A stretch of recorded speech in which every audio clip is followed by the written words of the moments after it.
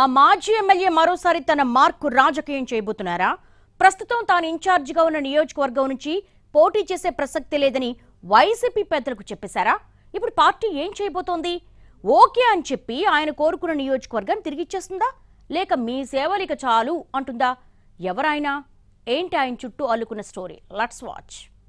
పర్చూరు నియోజకవర్గ YCP incharge Chirala మాజీ MLA Amanchi Krishnamohan ఈసారి పోటీపై ఫుల్ క్లారిటీకొచ్చారా అంటే అవుననే చెప్తున్నాయి తాజా పరిణామాలు. ఈసారి తాను పర్చూరులో పోటీ చేయబోనని పార్టీ పెద్దలకు నేరుగానే చెప్పేసినట్లు ప్రచారం జరుగుతోంది.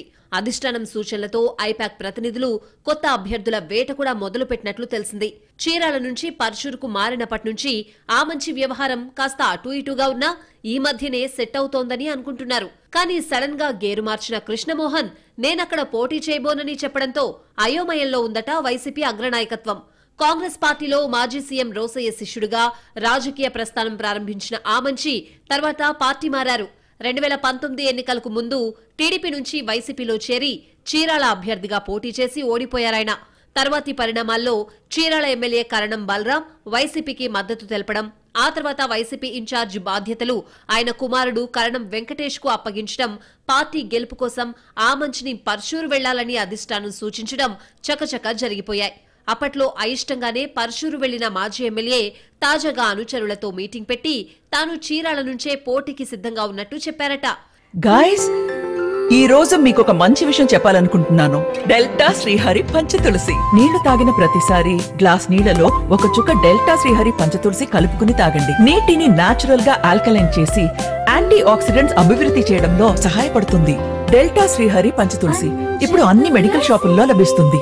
చీరాల వైసీపీ అభ్యర్థి కరణం వెంకటేశేనని ఇటీవల బస్సు యాత్ర సందర్భంగా పలువురు నేతలు మాట్లాడడంతో రగిలిపోయిన ఆమంచి నేరుగా వెళ్లి సీఎంఓ పెద్దల్ని కలిసినట్లు తెలిసింది.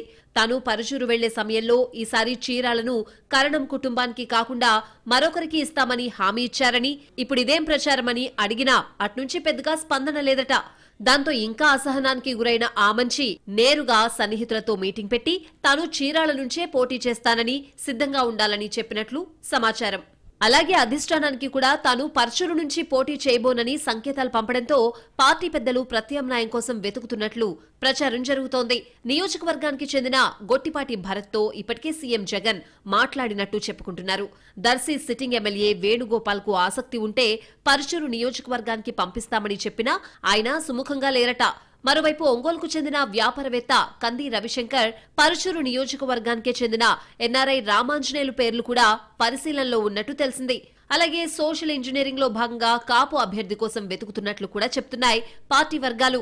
ఆ క్రమంలోనే బాపట్ల జిల్లాకు చెందిన ఓ కాపు నేత అధిష్టానానికి టచ్ లో ఉన్నట్టు తెలిసింది. సీటు కన్ఫర్మ్ చేస్తే పార్టీలో చేరేందుకు సిద్ధంగా ఉన్నట్లు ఆయన అధిష్టానానికి వర్తమానం పంపినట్లు సమాచారం.